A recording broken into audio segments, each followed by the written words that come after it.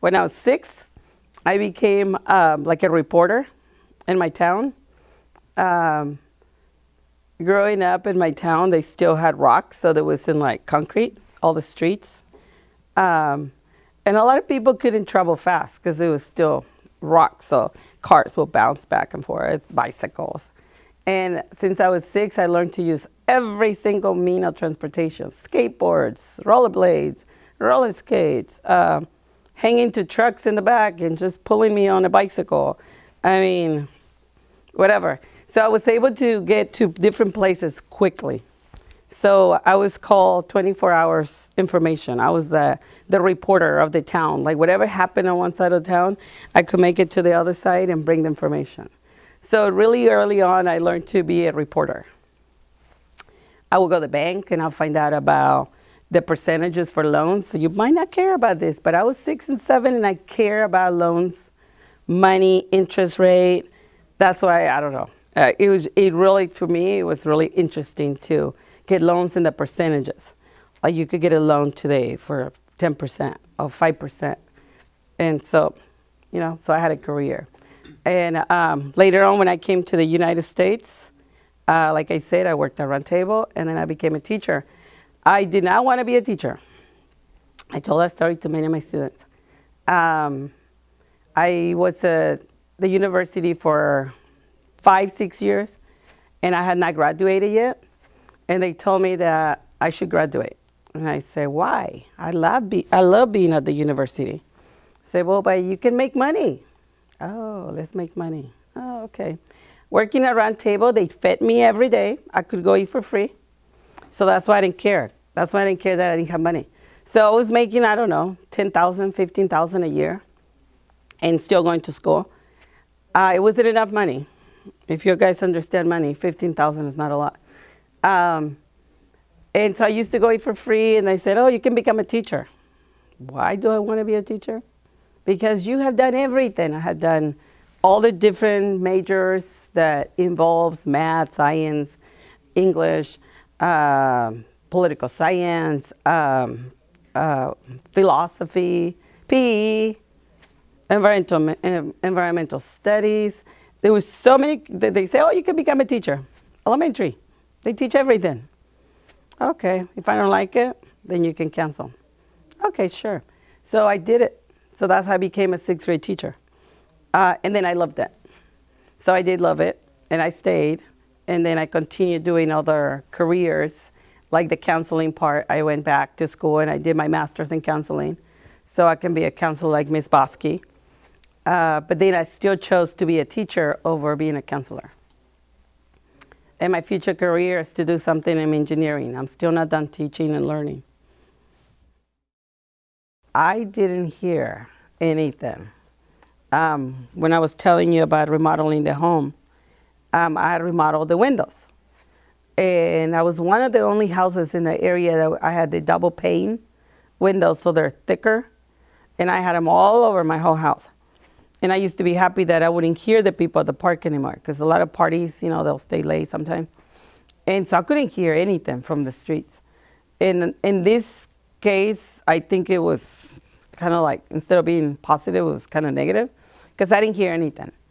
So I know that some people left early, but I was alerted by a young man that knocked on my door and rang the bell. And it was about 2:30. So by then, houses were burning, people were leaving. A lot of the neighbors had left already. They were still lined up. So he rang the bell, and I didn't hear anything, so I was like, who's bugging me right now? So, but my bell had a camera. So the camera would go to my phone. So I could actually see the face of the young man. And he really looked like distraught. I mean, he was just nervous. And he kept ringing and ringing and ringing. And my dog started barking. So then I finally said, oh, okay, I got to go down. So it took me like a minute or less, seconds, maybe seconds. So by the time no, it was a minute. It was like a minute something. So by the time I came down, he was gone. But the camera had taken a picture of him. And I could see all his movements, how he was so worried. And he was more worried because he heard my dog. So he knew that someone was there still. And so, but he left because he was knocking on different people's doors. And when I opened the door, the wind was about 50 miles per hour. So it just blew my door open. That's when I saw the flames, the people lined up, people running. Some people were on foot, just carrying luggage and trying to escape. And I was like, oh, and so I had no time. So I just went back in there, took the biggest car, because in my brain, I was thinking, I'm gonna live in the car. I didn't think like, I'm gonna have a home. So my mind, I was just like, I need to take the biggest car in case I have to live in there. So I took my big car and my dog, and I just took off. So in probably 3 minutes, I was gone. So I didn't take anything. I just left the way I was stressed and grabbed my purse and my dog, and that was it. So I left everything behind. My favorite thing, yelling at kids. Is that on camera? No, I thought you stopped it. No. My favorite thing about teaching is, do you know what it means, teaching? What's the definition of teaching? How to do something. Oh, he knows. Okay, so if you look at the definition of teaching, it's discipline. It's to discipline. It's not so much, but he said to do something. So to do something with discipline is to behave. Are you still recording? Like someone this morning who I was trying to teach him to zip his mouth and let's work. And it's not in because he's so big that I didn't see him. And I tried to do something.